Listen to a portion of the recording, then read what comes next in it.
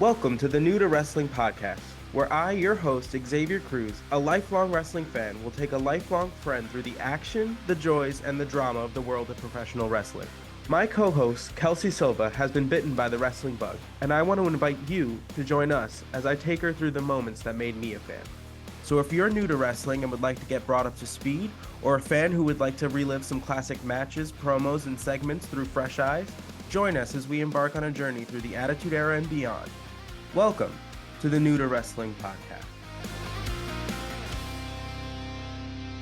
Hello, and welcome to another edition of the New to Wrestling podcast. This week, we watched the February 13th edition of Thursday Raw Thursday. And Thursday, the Raw match Thursday. card is as follows. In the opening match, we had Rocky Maivia taking on Hunter Hearst Helmsley for the Intercontinental Championship. In our second match, we had the debut of the Headbangers against Bob Holly and Aldo Montoya. Savio Vega takes on The Undertaker. Stone Cold Steve Austin takes on Psycho Sid.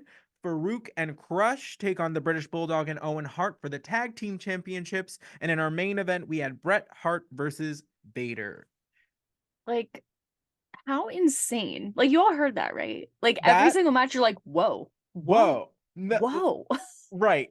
As they kept like telling us more matches like throughout the show, we were just like, this episode is stacked. Everybody is on here.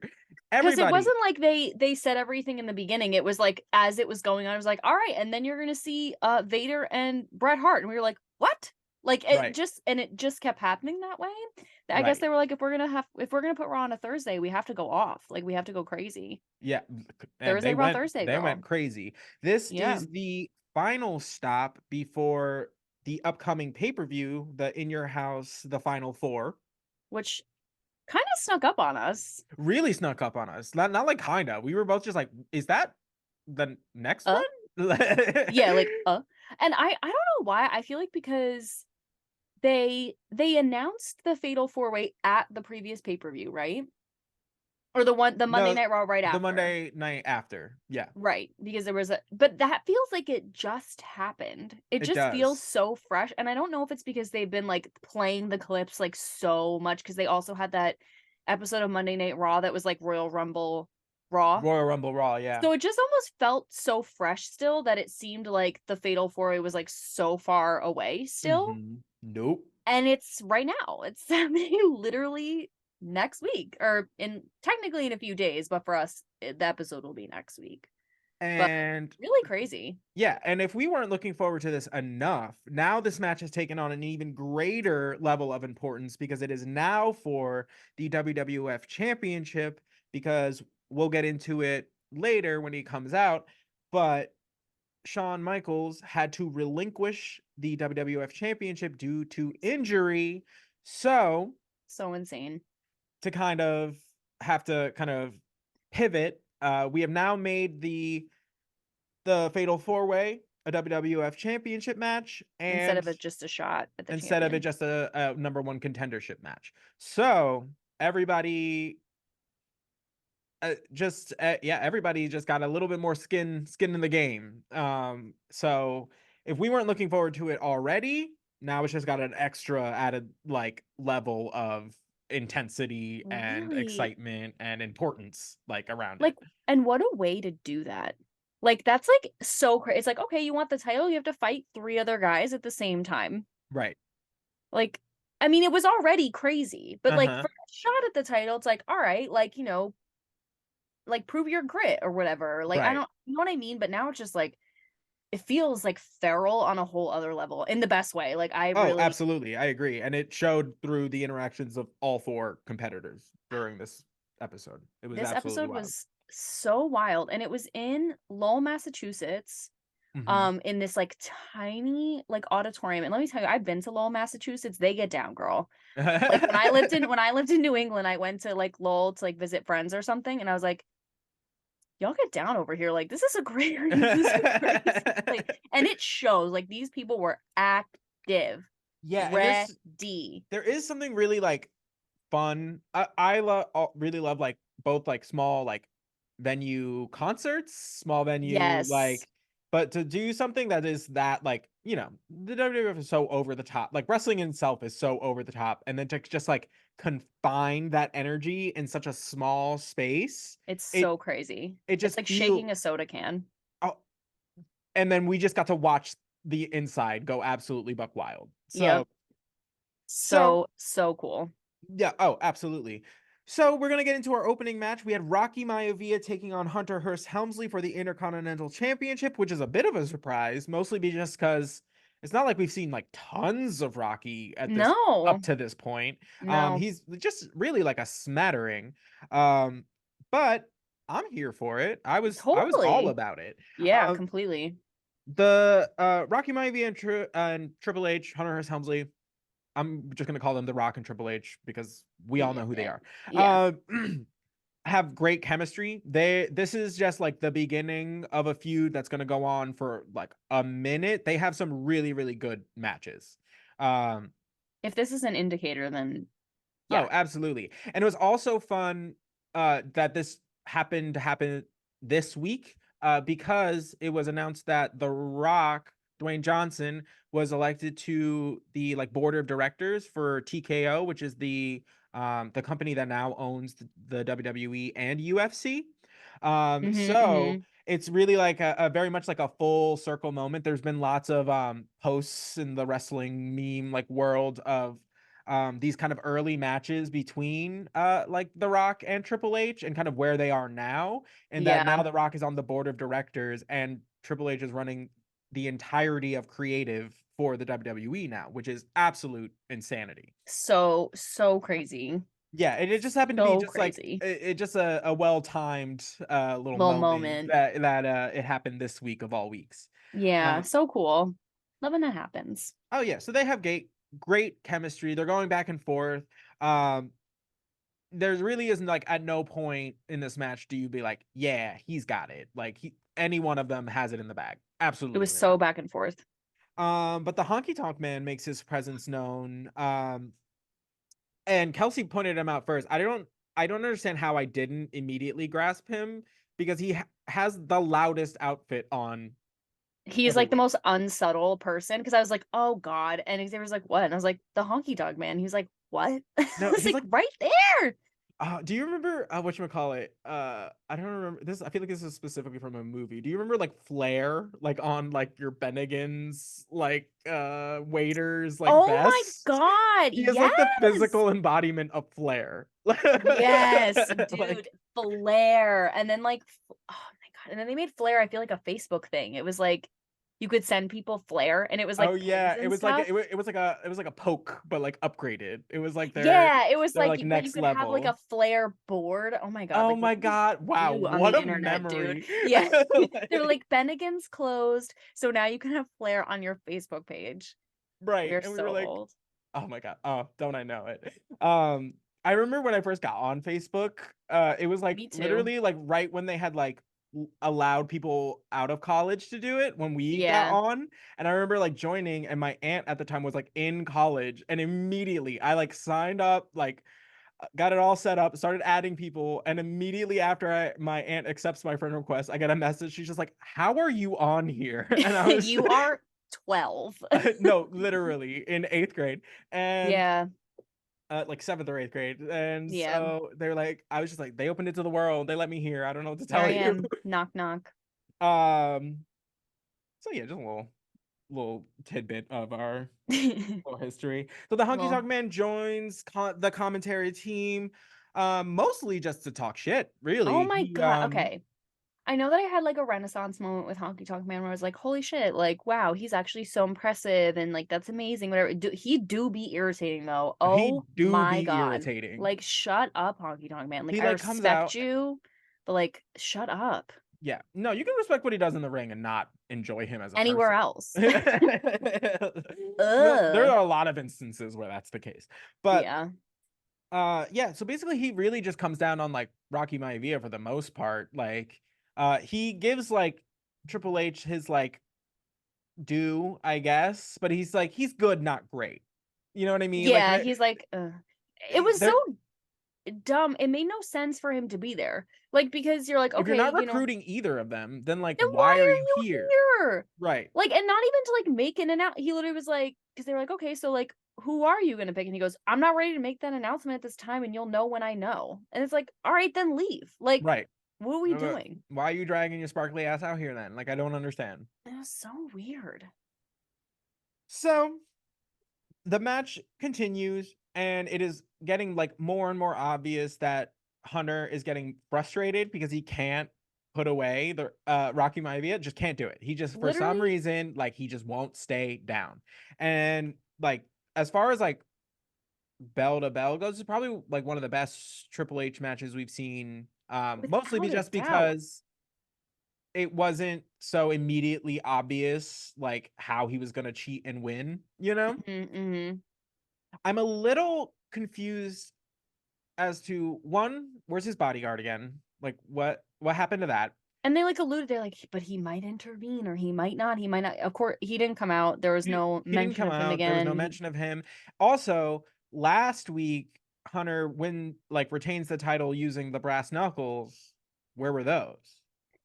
It was where's the consistency is what it I'm was asking. weird because I think the reason this was such a great match is there was like really no trickery.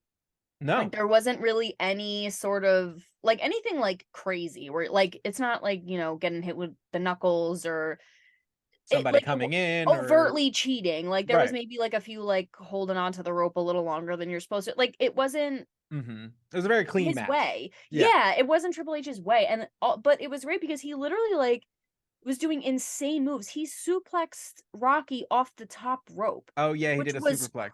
crazy. Crazy. And still didn't get him, which again, like we'll wrap it up, but or like explain how it ends. But like I think that's why it was such a good match for me. Like, because I was like, I didn't get annoyed by like, oh my god, like I hate this guy, like with the Once knuckles and again, the yeah. whatever. Yeah. So at one point, Triple H performs a pile driver on The Rock that just looks crazy. I literally just looked, Scary. pile driver looked crazy. Scary. The Rock's like head was like 3 inches like underneath like Triple H's thighs. He had to like land on his like basically the like tailbone of his back to just like pull it off. It just looked crazy. Looked bad for everybody. For everybody.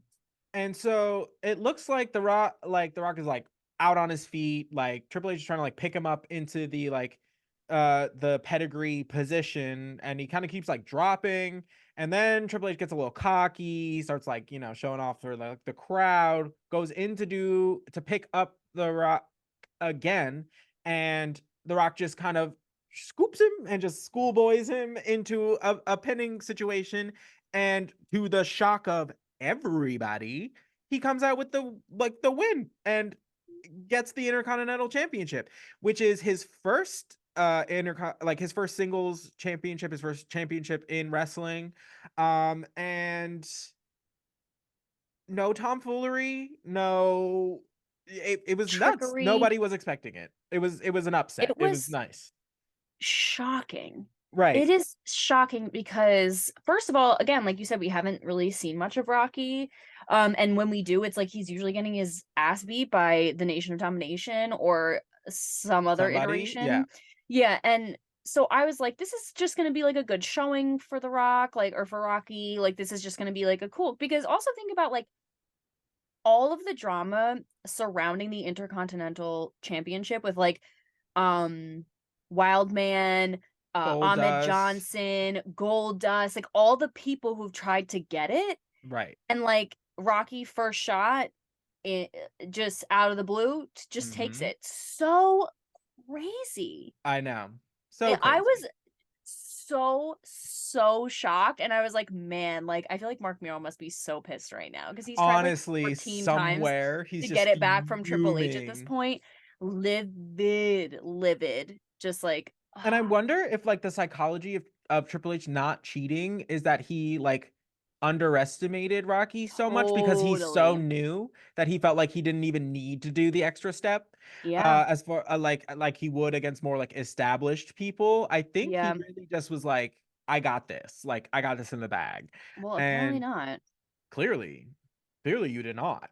Girl, I am So I am Rocky blown Maivia away. is our new Intercontinental Champion. I Going cannot into, believe that. I know, it's I'm absolutely so bonkers. happy. Like, I'm just like shocked. I'm so happy though. So we can't get too excited because we do know that Ahmed Johnson has a Intercontinental Championship match looming. So we can't get too pumped. I mean, I would love to see them go at it. Don't get me wrong. Oh yeah, all yeah, over yeah. it. Can't wait. But Wow. there's a challenger in the wings. Oh my So God. This episode was crazy. this episode was absolutely bonkers. First So match out the gate.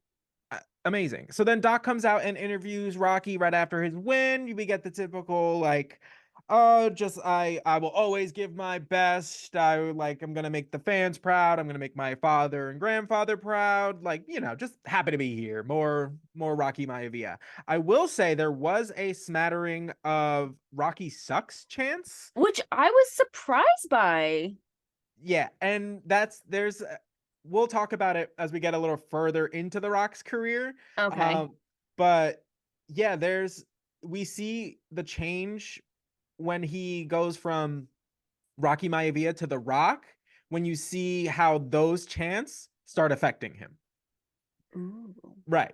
We're gonna go through a period where it's just like he's gonna get to a point where he's like, I'm busting my ass for you, and you're giving me nothing.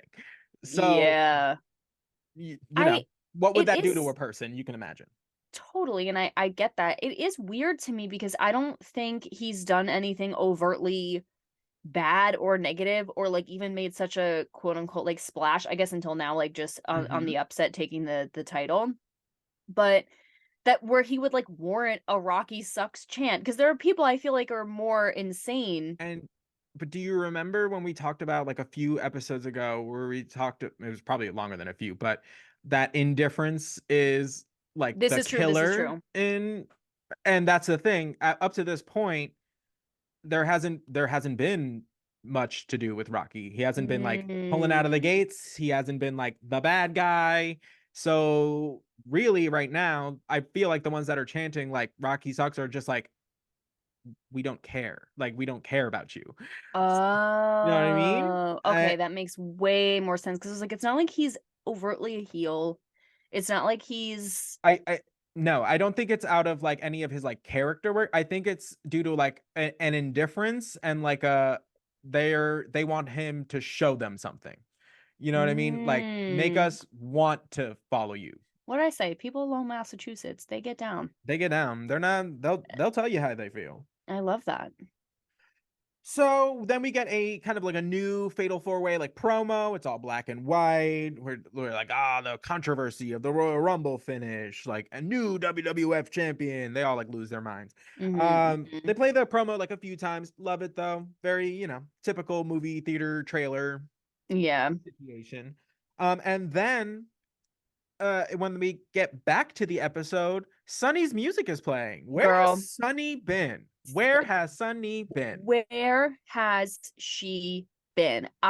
Because we thought, and we'll get into this later with our new mini series. Oh, actually, let's talk about it. So we're gonna have this upcoming Saturday is going to be the debut episode of the New to Wrestling podcast After Dark, where we will be covering mostly the Dark Side of the Ring television show, as well as some kind of just controversial stuff in the wrestling world that kind of pops up. So thank God.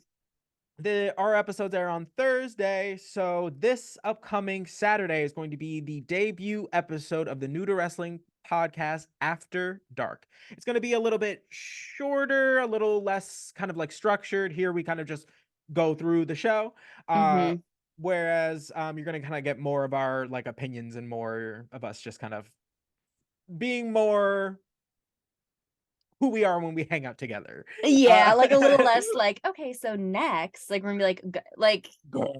Yeah, a little more. So if that interests you, or wrestling, drama, backstage stuff, if any of that interests you, we would love for you to check us out. Join us. Just another opportunity to come spend some time with us. We appreciate it. Join us for the spill sash, because it's like there's a lot to spill. There's so much. Oh my God. Like, and we'll get into it in Saturday's episode. But I mean, I laughed, I cried, it was crazy. But amazing. in this, we literally, like, at this point, based on where Sunny is in her career, I thought that at this point she had gone to ECW, but apparently not. Apparently she's just she appeared tonight. She was in a little white eyelet kind of dress, her little like wedges, and she like came out, and for some reason, I don't know if they just did this to be like, hey, remember me, or hey, because there wasn't any real purpose of her being there. She literally just announces the next match. Yeah. And I thought it was going to be because she's managing the Headbangers, but nope. She just came to announce the match for funsies. Just a hey, I'm still here. Yeah, and like didn't sit at the announce table after, or the commentators table after. Like she just literally sat in like a chair, like on the side, and just was like, just like watching. And then weird, very weird. It's very weird. For how prominent she was when we talk about like the start of where we started this show, like she was introducing like the episode. She did that whole like viewer discretion is not advised, or like is advised, or whatever. Like dude, she had segments. Blast off, never forget. Never forget. She was managing like the Body Donnas, then she was managing Billy and Bart Gunn, then she was managing Farouk, and then all of like as it went like just more and more, she lost clients, and now we haven't seen her in like but a then few even weeks. She was scouting Rocky Maivia, like, so she was coming, so like it, even though she lost everybody, it felt like she was like bringing up the new roster, and I was like, okay, like what's next? And then we just didn't see her. Then she radio silence, nothing. So it was kind of weird. And then also like when they like she starts like leaving the ring, Vince is like, always good to see Sunny. I was like, I felt then like act like it had like a weird like visit with your cousin that nobody like. Why did we do this? Like I don't understand like it's what like, this is. It's like that meme that was like circulating for Thanksgiving, when it's like when the outer family leaves and the inner family can finally sit around and like talk shit about them. So they're like, that's literally how it felt. I'm just like, that is like, oh, good to see you, Sunny. And then they were just like, okay. Yeah, no, literally. So really I guess we'll see where Sunny pops up again. If she does, if she and don't. If you want to hear more about the drama of Sunny, then check us out on Saturday. Yeah, we'll see you Saturday. All right, so in our second match, we had the debut of the Headbangers, Mosh and Thrasher. So fun. I just enjoy their aesthetic. The theme is so on brand. They like their characters, like it just seems so developed. Right. Like where it's like you already know and love them. Like it you knew exactly who they were from the jump. Yes. Like they're wearing like band tees that are like cut off. One of them's wearing like a pearl necklace. They're both wearing skirts with the just flannel like skirts. The flannel skirts, which is like boxers underneath. The material of like, I just know exactly how it feels. Like, do you know what I mean? Combat boots, and like they were like, and it's because even their like mannerisms, like they were like literally moshing like in the ring, which is I love it. I love it so much, mostly because I I spend a lot of my free time in that world, partaking, sampling, moving and grooving. So it's fun to see it just like in a taken out of context. Yes. You know, and I love that you just like told everyone that little tidbit, because like meanwhile you're wearing like a cardigan and you're oh my god, I know. That's because I work at a bookstore. I know. Just like bookie by day, Thrasher by night. I just like love the that juxtaposition. Thanks. Yeah. Thank you. You are all flavors. He's every woman. It's all in him. So amen. So I was like waiting for it to land. I was like just like please. So this match was like decent. I think it was like they had a couple awkward like a little clunky. Like it was a little like they're getting into it with these people for the first time. Right. So one, we haven't really seen much of Bob Holly or Aldo Montoya, Holly. Yet we know. I know. I like last time we saw Bob Holly, I like waxed poetic for at least 5 minutes about how much I love Bob Holly. Underrated angel. Underrated angel, I agree. So it was great. They had some really impressive like double team maneuvers. I literally wrote insane moves. Insane. Just Absolutely insane. insane. There was at one point they're in like the corner, and I don't know, Mosh picks up Thrasher picks up Mosh and like just throws him onto his opponent. Use him as a prop. Just yeets him and just lands all over him. And then their finisher was absolutely crazy. It's a power bomb leg drop combination. So one of them sets up their opponent in the power bomb like position, gets them up while the other one is on the top rope, and while he's slamming him down, the other one jumps off the top rope to just land on his face. It was so beautifully violent. Just so beautifully violent. And like as a finisher, like in your first showing, like sick. Absolutely sick. And it works with their imagery. Like it's just, it makes sense, because I know we've talked about this before where like some people's finishers like just don't even make sense. Like right. I think it was Rocky we were talking about, where like this finisher makes no sense for him. Right.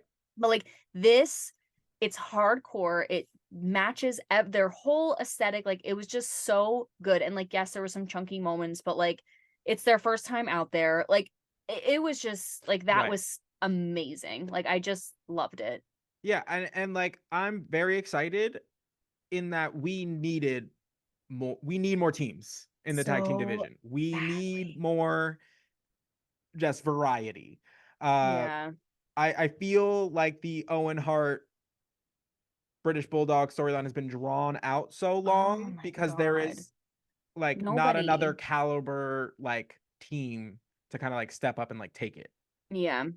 Agree. So, or at least like that we haven't already seen before. Yes. Like the Smoking Guns have already been the champions. The Godwins have already been the champions. Like we're out of teams. Yeah, I didn't even realize until you said it, like how we need like some invigoration in the tag teams. Like when you talked about it, maybe not last week, but the week before, and I was like, oh my God, you're so right. Actually, it's been very stale, girl. Right. And it's not like we've seen the Body Donnas. Like we haven't, there just hasn't been just like the influx of talent on the tag team roster to keep that storyline like interesting or to make more storylines, I should say. Because because they have been sowing what is it? The seeds of discord. That's the one that between Owen and the British Bulldog for months now. For so long. But I feel like you make a good point when you're saying like, but there's nobody that like feels like it's worth it to have like the drama really unfold like when they take it. Right. When someone else takes it from them, because it's like these are people you do love. Like we love Owen Hart for the little bratty baby he is. Like I do love the Bulldog. I think he's amazing. So to have like an upset and have the title be taken from them and have this like disorganization and this collapse, like I feel like we really need like a solid contender where you're like, you're upset, but you're not that upset because you also want to see these people like succeed. Like, and we don't have that right now. So like, I definitely agree. Yeah. And like my thing was like, I would have been like cool with it being like Doug Furness and Philip LaFawn if we had, I just need to see like, what is the character of them, you know what I mean? Like who are they? Like do I know who they are like in the ring? Like they are phenomenal, but there's so much more to being like the top person like in your division, that's really true, than just the bell to bell. So I would love to see them like get it one day, but I personally want to see more of like a distinct like character, or like who are they? Because right now they're just like really great technical wrestlers, but that's all I can attribute to them, is that they're really great technical wrestlers. Because I was gonna say, I don't even think we've ever heard them speak. I don't think like, so. Have they ever done a promo? Have they ever done an interview? Like I don't think so. Not yet. I don't think so. And like, so that's a good point. They are like, I love them so much. Like you said, from bell to bell, they're just amazing. But like, I literally know nothing about them. Like why they're even a tag team. Like one is from France, one is from like, I don't even know where. Canada. And like Canada. And so it's like what? Right. I don't know. So but that's it. That's all I got. So I'm super excited about the Headbangers being here. Very exciting. Yeah, no, it's a great time. I'm very excited. So next, excuse me, we had Shawn Michaels coming out to address the fans and kind of speak more on the situation. So essentially, what is the gist of it all is that there has been apparently a lot of wear and tear on Shawn Michaels' body on account of what he. There's more wear and tear on somebody who's his size because he just has to do more. Um, Right. he just has to do more. He doesn't have like the body weight to like absorb a lot of these blows. Like it has taken a toll on him where basically he has to get reconstructive knee surgery. And so he comes out and there's just kind of like a general, like, this announcement was just shocking because he had just won the title at the Royal Rumble. Like, it had just happened. So to kind of have to, and this is the name of the game in the WWFE is like, you got to make decisions quick Yeah. because stuff like that happens, where I'm sure they had a whole plan laid out for Shawn going in, because where we are right now, we're in February. We're about 2 months out from WrestleMania, which is the biggest show of the year.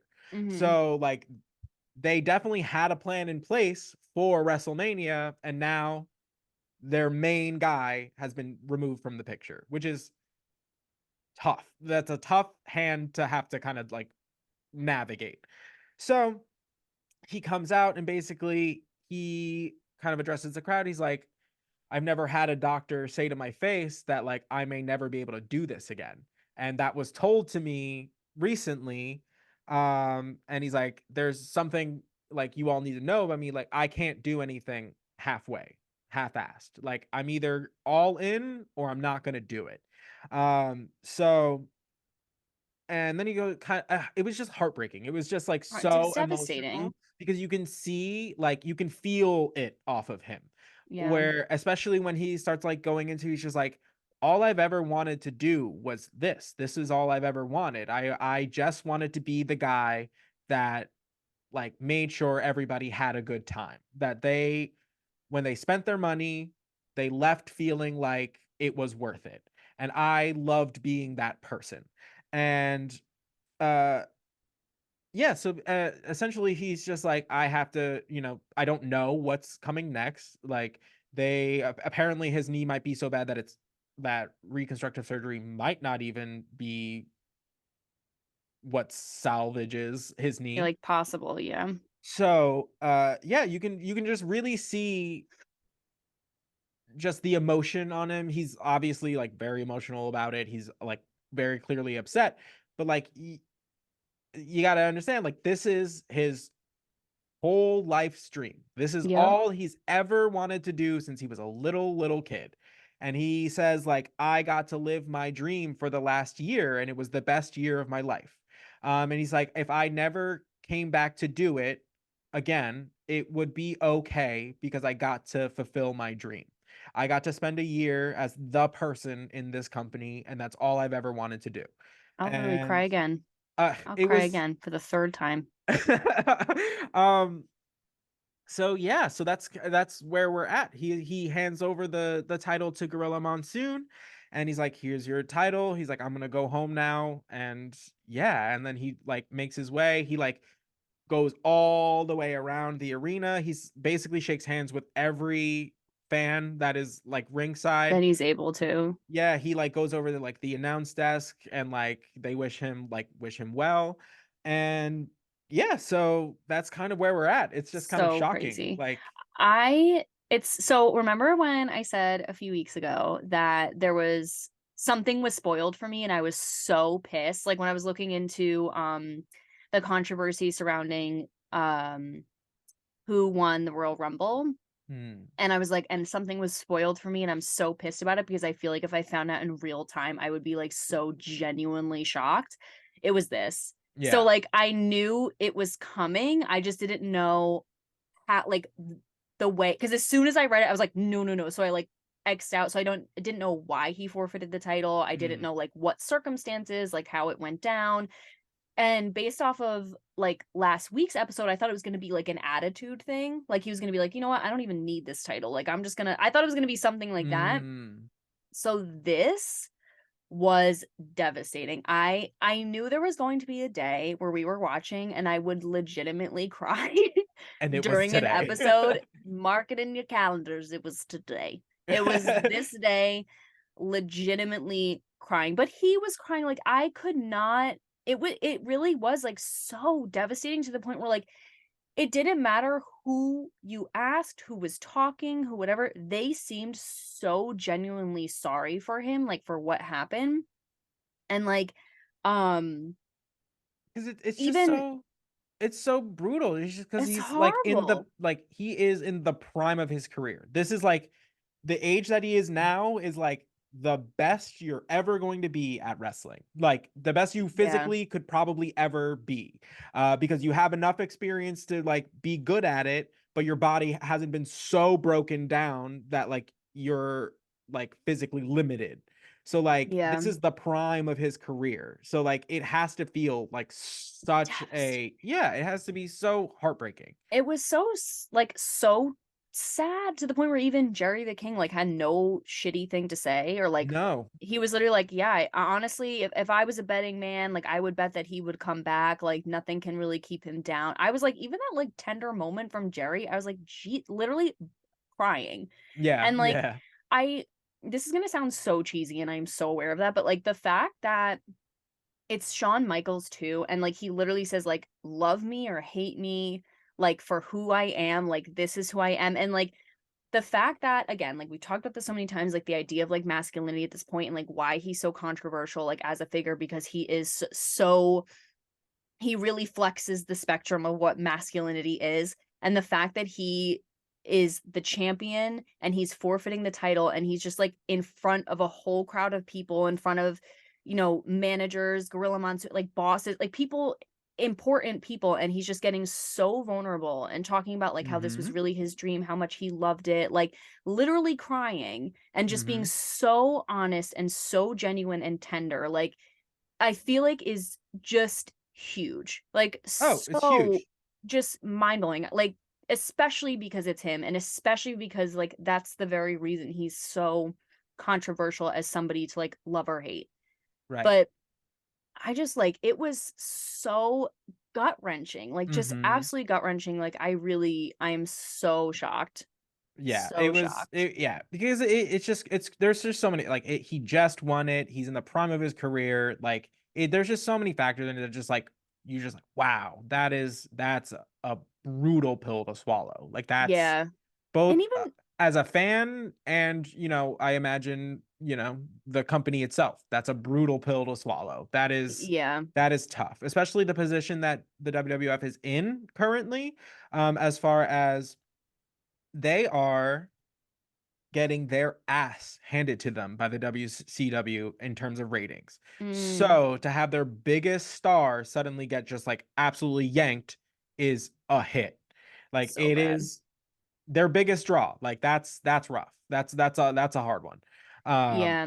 And the fact that even was like, again, like so vulnerable was like, yeah, like I've lost my smile. Like I need yeah. to like, I have no toughness left for anybody. I need to go back and work on my smile. Literally, like Mhm. crazy. They flashed to this girl in the audience and I was like, this girl is me. Oh Like yeah. she One and the same. make makeup did, hair did, nails did, literally leaning so far over the railing, crying and just like holding on to every word he said. And I was like, this girl is me. Like I feel her so hard. Like it was so sad, but I just yeah, I don't know how I would have reacted if I didn't know this was coming. Cause like I knew it was coming and it was still devastating and shocking. So Mhm. if I had not seen this coming, I cannot imagine. I probably wouldn't even be able to speak about it. So Ugh. So oh God, So such a we're gonna see mess. a little bit less of Shawn for the next little while. So And sad. yeah, we're gonna just as the WWE does, just pick up the ball and keep moving. I cannot imagine that meeting where it's No, like, all that right, that well, must have they been had like tough. we had a whole thing and now we gotta back to square one and Crap. scrap it. I live Uh, for that stuff though. I feel like I would oh, same. Absolutely love same. to be there. Uh, all right. So in our next contest, we had Savio Vega taking on The Undertaker. Savio Vega is now part of the nation. He got the whole nation treatment for his entrance today. Still hasn't gotten a new outfit. I mean, I actually thought I thought for 1 second he did today, and I was like, oh, finally. And then like he turned around, I was like, oh, just kidding. Nope, it's the same one.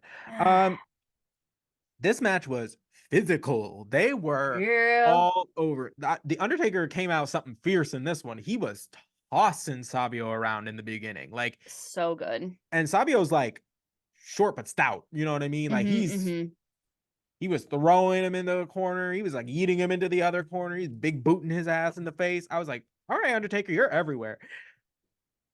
Like, just so good. I love the Undertaker. Oh, so absolutely. Much. I mean, goes without saying.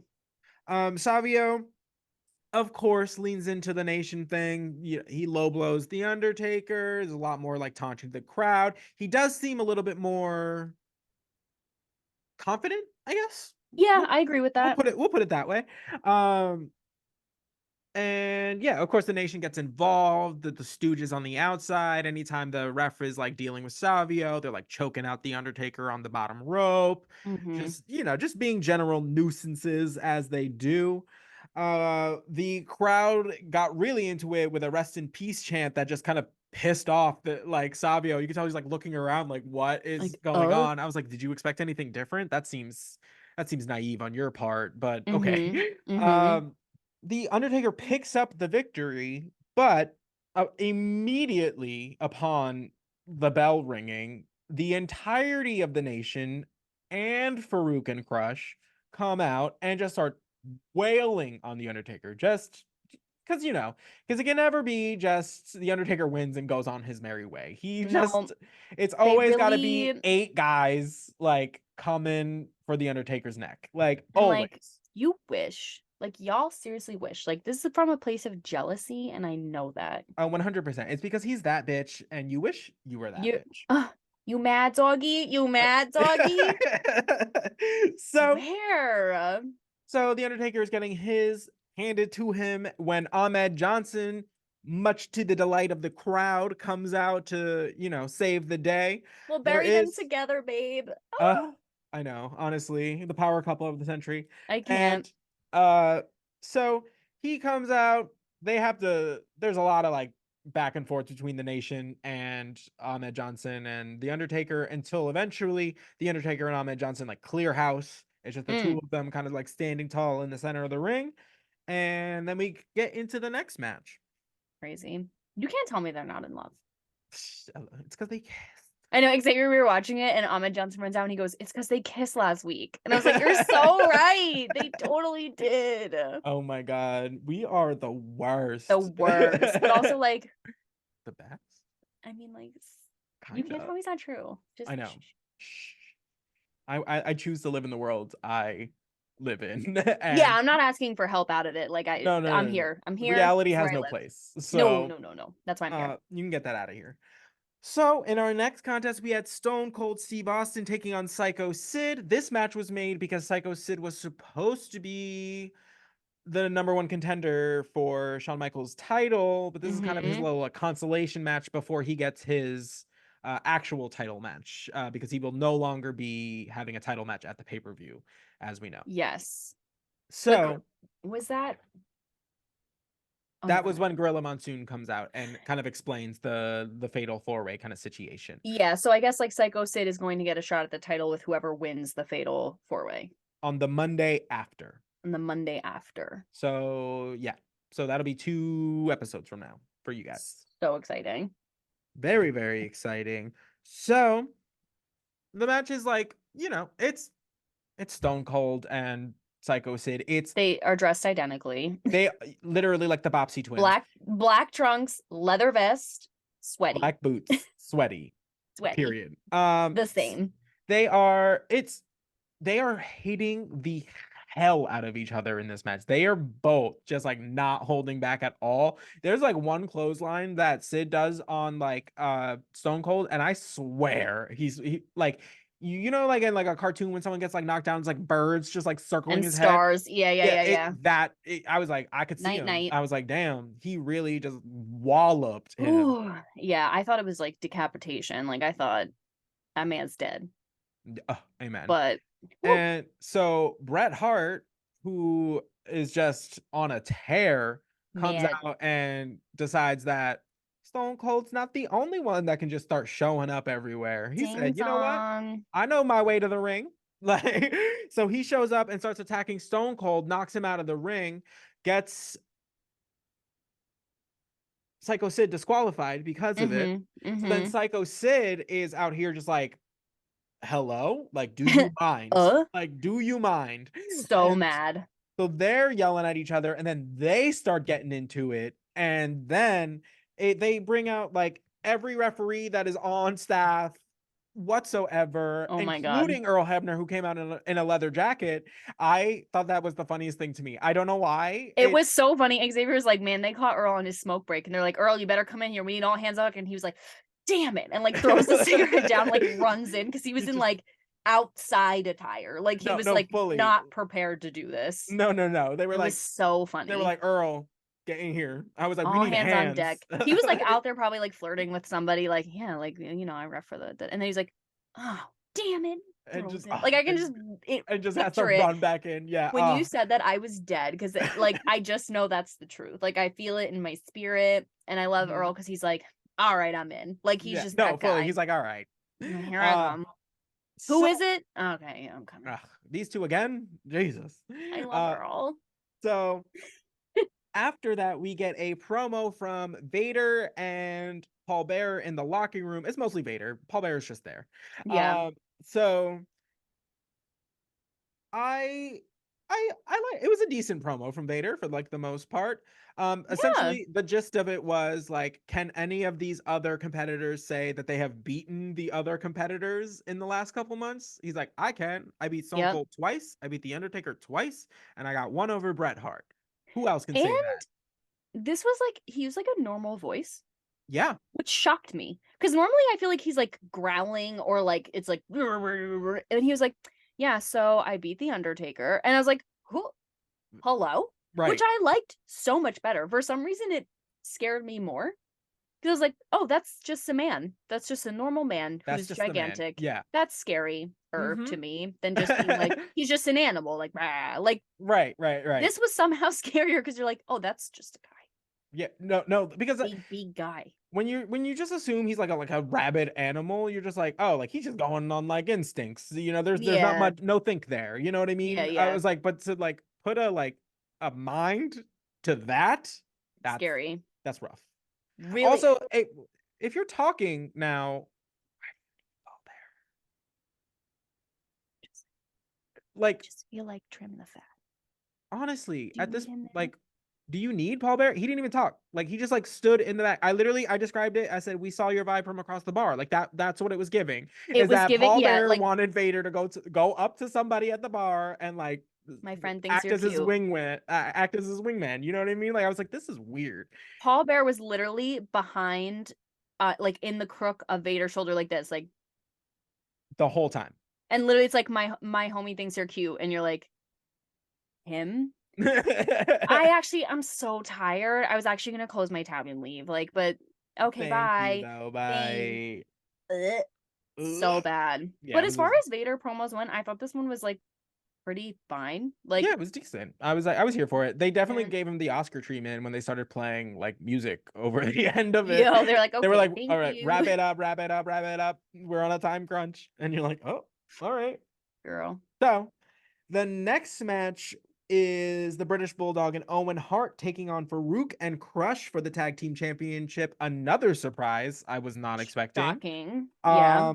Because they had just put the titles on the line.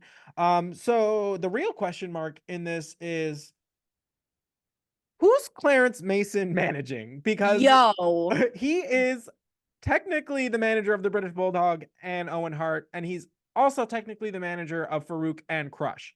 So is he just the, like, you know what would have been funnier to me if he actually ran from corner to corner? I would have loved that. I'm saying, I actually feel like they should have played up the fact that more, like, because I was like, wait a minute. I was like, isn't Clarence Mason like both of their managers? Like, so who's he managing? Because I feel like even just the last couple of weeks, they've only mentioned that Clarence Mason, or JR mentioned like it's a management issue. We talked about this last time, where it's like Clarence Mason is so wrapped up in the nation that he's not managing his other clients very well, i.e. the British Bulldog and Owen Hart, and there's like a lot of discord between them. And so I feel like, for how insane that is, I feel like they should have played it up more, like right? how ridiculous this is. Or make it like it was like his long-term plan all along was to like snipe these Yes. guys while they were on top, break them down, and then get the titles on their new guys. You Yes, know what I mean? Like especially because Clarence Mason has a history of like the the shiesty dealings, yes, the the like shisty lawyer stuff. Like it just, especially because wow, they really could have done so much more with this. Especially because he was the one that negotiated Crush to be in the WWE. right. Like There I just feel like you could have done so much more with this. right. He was completely underutilized in this match. They didn't even make mention of it. No.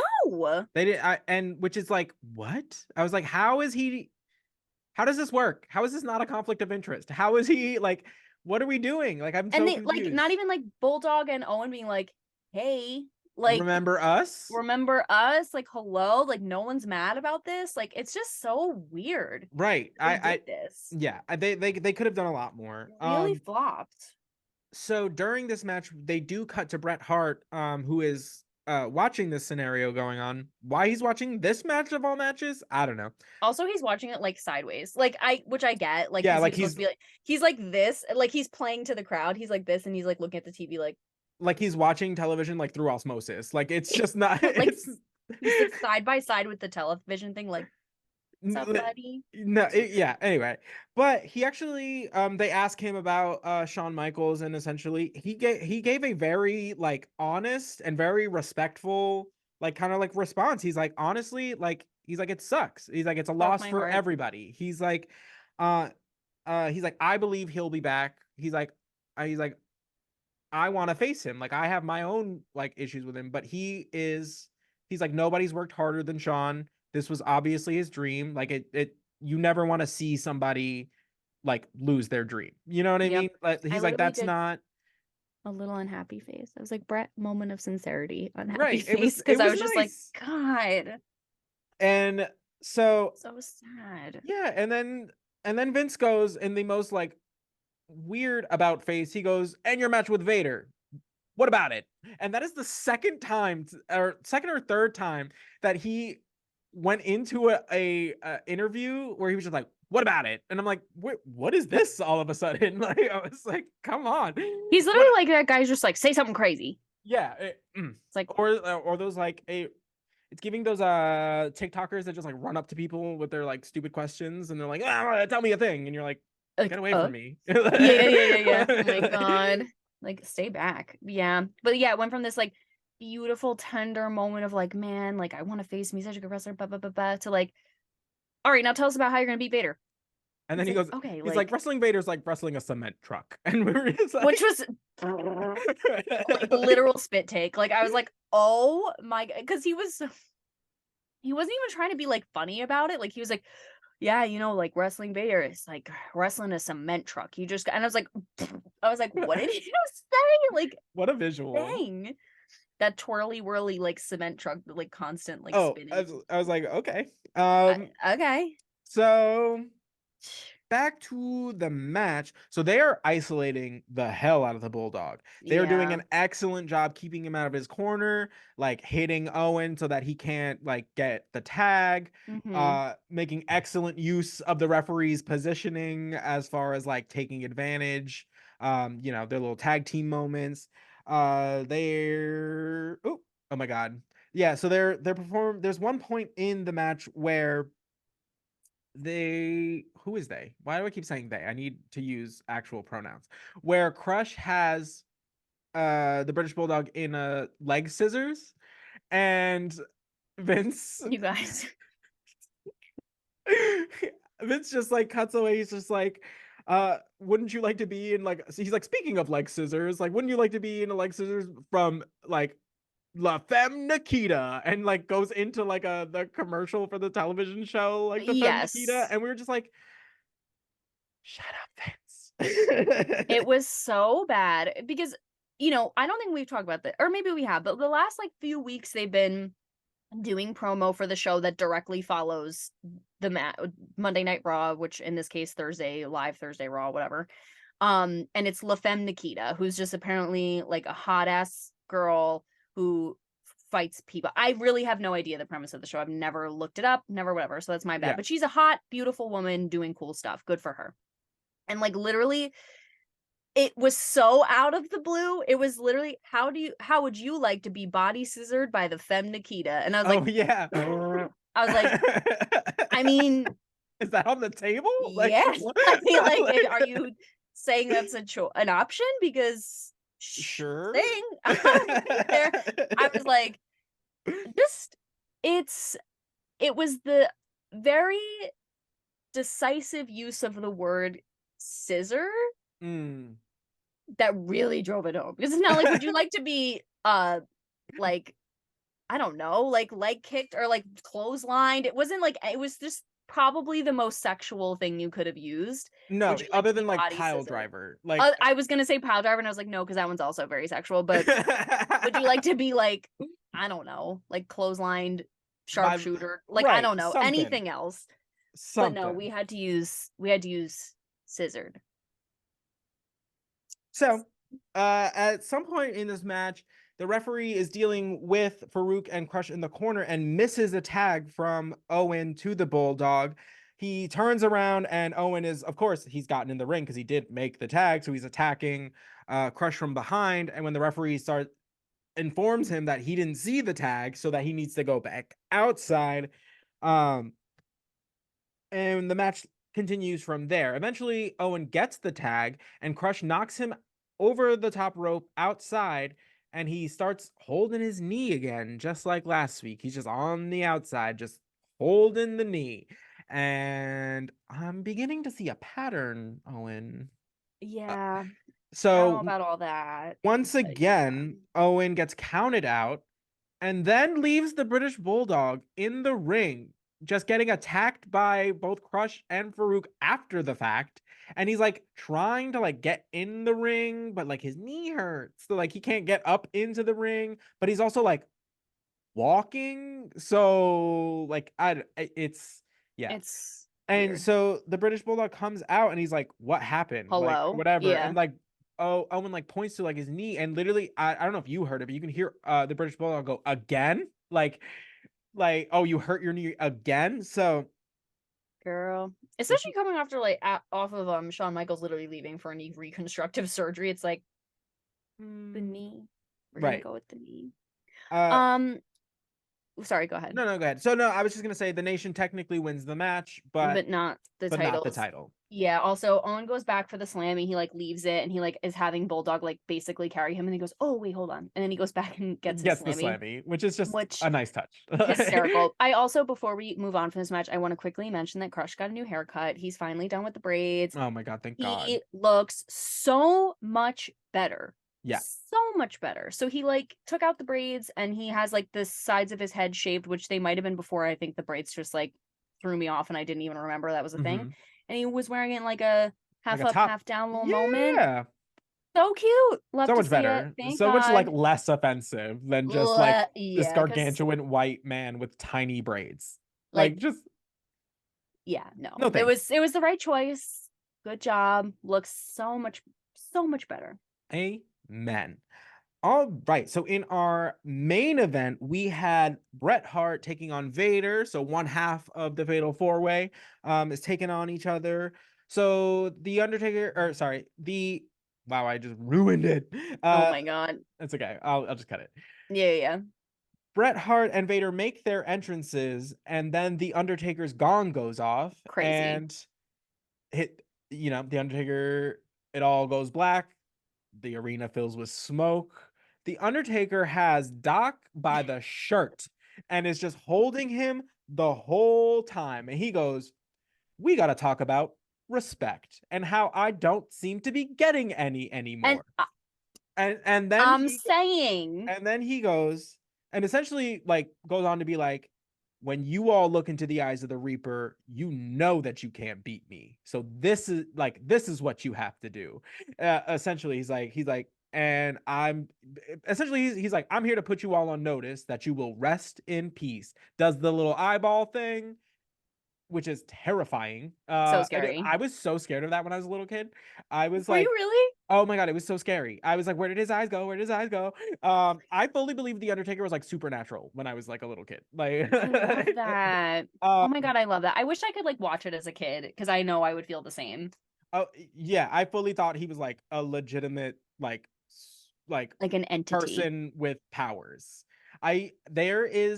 There is definitely somewhere in my parents' like garage or something, a story that I wrote that has the Undertaker, Kane, and then Sub-Zero from Mortal Kombat, Oh my God. like all on like a weird team. Like That okay, we need to find this. We need to locate this. We need to have a reading. That is so yeah, I don't cute. know where that exists. It's probably like in a notebook in my mom's, like in one of those like bins stacked up high in my mom's like garage. Oh my So God. Well, we must find it one LOL. day. Uh Wow. so Cute. the match kind of like continues after the Undertaker puts everybody on notice. He's like, okay, I'm out. Bye. Bye, And then so he goes to the back. a Um gentleman. so the match is like continuing. Bret Hart is like bodying Vader. I am impressed that It was crazy. he was throwing Vader, like moving Vader around like he was like a similar weight to him and not like 2 times his weight. Like absolutely incredible. Yeah, I literally put Brett is just casually throwing Vader around like it's no big deal, and it's a very big deal. Very big deal. Very big deal. But before the match even like got started, I neglected to mention that Stone Cold, uh, had to get his receipt in. So he comes and attacks Bret Hart before the match starts, and then Yeah. he eventually gets like ejected, only to Mm-hmm. make his return in the balcony So section. good. He said, "I got the cheap seats. Don't even matter." And then he's just just yelling at Bret from the balcony. I love it. It's just such a nuisance and distraction. Just like, "Argh." It's one of the most beautiful benefits of this being such a small auditorium because like when Ahmed Johnson's like sitting up in the rows or whatever, or like Goldust and Mhm. Marlena, like they're a presence, but they can't like interfere really because they're kind of too far away. There's like more space, there's more whatever. But like Stone Cold just on this second floor balcony, it feels like he's literally right there and he's like yelling. You can hear what he's saying, you can understand. Like it was so good. Like just Uh, so good. so yeah, so we're at a point where Vader has Bret Hart down in the corner. He sets him up to like do the Vader bomb, and then uh he like looks over and he sees Stone Cold just like hollering, and they cut the camera to Stone Cold. He's like, "Do it!" Like Do it. he's like Do it. just like absolutely like here for it. And then so I guess that like hypes Vader up, so because he takes it from a Vader bomb to the Vader moonsault, and I'm just like, don't do it, don't do it, just Literally don't. Xavier's going like, not the moonsault, not the moonsault, not the moonsault. Not the because it's terrifying, because there's no reason this 400-pound man should be doing this. Like It it looks great. It it's like so insane that this man backflips off the top rope. I literally cannot even comprehend it physically in my mind. It's just otherworldly. no, it's not even like a bad moonsault. Like it looks good. Like it's It's not beautiful. It's um gorgeous. so, but as beautiful as it is, he missed it. So Vader goes splat, and Brett immediately rushes in, gets the pinfall Wastes no victory. time. And then the episode ends with like Stone Cold just like climbing over the like barricade, or like trying to climb over the barricade, and just like still hooting and hollering. Like he was gonna dive from the balcony into and like fight Bret Hart. I don't even know. But it was funny because like he encourages Vader to do the moonsault, which goes awry. Brett wins, and he like Stone Cold has a moment where he's like, "Yeah," because it's like he wants to see both of these people lose because Mhm. he's fighting both of them. So either way, as long as they beat the crap out of each other, it doesn't matter really who wins or Right. loses. But then like Brett and Stone Cold start like exchanging words, I guess, and he's like, "All right, I'll throw myself off this balcony right now," and he starts like he's like screaming, cursing, whatever, trying to climb over the balcony. Like all these people are just like restraining him from like literally killing himself, probably. Right. Like it's just so it's just gotten Ridiculous. so built up, which is how it should be, and I can't wait for Mhm. it to explode. I just No, can't wait for it to explode. I think they like did a like they were really lucky that they had this match to like pivot to, Yeah, because so like true. it's so high caliber that like you almost feel like you're not like getting cheated, like, and they're not like, Yeah, and yeah, of but course. like there is that worry, I guess, when you have to make like a last minute like card change, Mm-hmm. that people will like be upset. But I think because this was like waiting in the wings and could so easily be turned into a title match based on the participants, that it just like worked out so nicely. And the Mm-hmm. fact that I'm pretty sure like everybody like going into this week knowing that it was going to be like made the title match, that they were like, go in. Like everybody needs to go in on this one. Mm-hmm. Mm-hmm. And it showed. Vader's promo was on point. The Yep. Undertaker even came up for an impromptu promo. Mm-hmm. Bret and Stone Cold were all up in each other's ish. Like Mm-hmm. they really stepped it up to be like, to make it more as important as it needs to be for the title. And yes, absolutely. And they all had matches. Like Agreed. they all had a match because it was so genius of them to put Stone Cold up against Psycho Sid when it wasn't going to be Shawn Michaels. Like I think that was just so genius because now it's like, okay, maybe they would have had just Stone Cold interfere, which is Mhm. also, we love to see it, but like to have him in an actual match against somebody who has literally held the title before is so smart and Right. just so good. Like, Amen. nailed it. Amen. So next week we are going to be in for the In Your House, the Final Four pay-per-view. All right, guys. This is it. That was this episode. That was this episode. She just snuck up on us. It was crazy. And now we have So, this pay-per-view, the Fatal 4-Way. I'm never gonna recover. oh, amen. So, we would like to just thank you all, for those of you who did vote for us for the best wrestling podcast category in the Sports Podcast Awards. Yes. Voting is done now by the time this comes out. I don't know what the results will be because we're recording early. We'll fill you in. We'll let you know. We'll let you know. But we just want to say thank you. We appreciate anybody that took the time out of their day to do it. This is just a fun thing that me and Kelsey do. Yeah. So any kind of recognition is just more than, I'm in it for. So Yep, just icing on the cake. exactly. So thank you all. This has been another edition of the New to Wrestling podcast. Tune in this upcoming Saturday for the first episode of the New to Wrestling podcast After Dark. We are going to be discussing the Vince McMahon lawsuit, as well as the season 4 episode 1 episode of The Dark Side of the Ring, Tammy and Chris. Crazy. Yeah. Crazy. All right, guys, stay tuned and have a great week. See you next time. Bye. Bye.